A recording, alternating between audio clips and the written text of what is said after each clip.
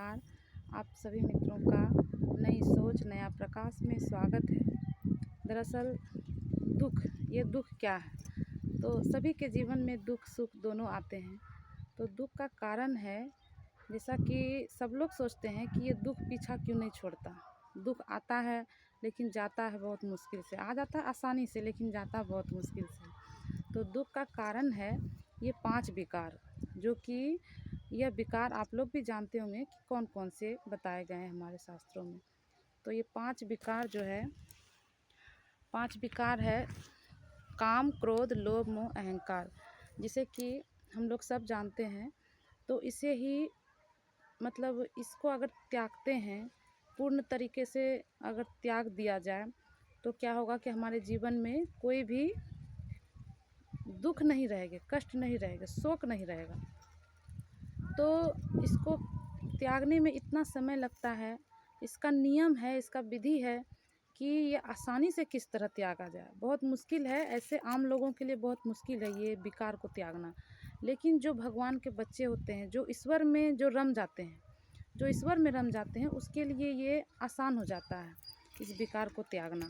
तो अगर हम परमात्मा शिव, मैं आत्मा बनकर, यानी कि मैं शरीर बनकर नहीं, मैं आत्मा बनकर अगर परमात्मा से प्रेम इतना रम जाऊं, इतना लवलीन हो जाऊं, लव में लीन यानी लवलीन, यानी उनके प्रेम में इतना लीन हो जाऊं कि दुनिया हमें होता है ना, जैसे किसी से प्रेम हो जाए तो सोचिए कि कितना उनको ऐसा होता है कि दुनिया इधर की उधर, लेकिन हम उनके बगैर नहीं जी पाएंगे। किसी से कोई प्रेम होता है तो इसी तरह अगर हम ईश्वर से इस तरह प्रेम कर लें कि हमें दुनिया या अपने आप का कोई हमको अता पता नहीं, तो सोचिए कि हर चीज़ हमारे लिए फिर बेकार हो जाएगा। तो हमारे लिए देखते हुए भी हमारे लिए कोई चीज़ नहीं रहेगा, सिर्फ एक है, वो है ईश्वर।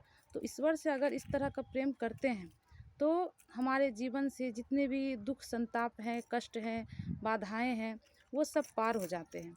तो मेरा मानना यही है कि हम लोग ग्रस्त जीवन में हैं, तो ग्रस्त जीवन में रहते हुए हर चीज़ से मुंह भी नहीं मोड़ सकते हैं।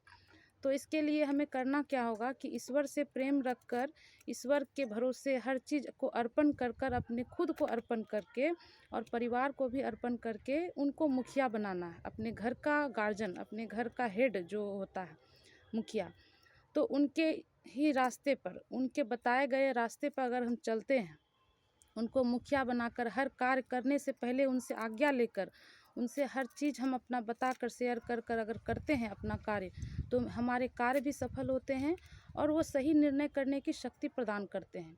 तो हमारे घर का मुखिया कौन बने? तो वही है हमारे परमात्मा शिव, जिन्हें हम मुखिया बनाते हैं अपना घर के। तो भक्ति, और जैसे भक्ति होती है तो भक्ति में हमें देवी देवताओं को पूजते हैं। तो देवी देवता जैसे कि वो शरीरधारी हो गए ना, शरीरधारी, तो उनके पास सुख संपत्ति देने का है शक्ति, लेकिन आत्माओं की सद्गति करने की, उनके पास सद्गति करने की नहीं है शक्ति। तो आत्माओं की सद्गति, आत्माओं का कल्याण ये कौन करेगा? तो ये करने के लिए हमारे सद्गुरु, टीचर यानी शिव परमात्मा परमपिता है।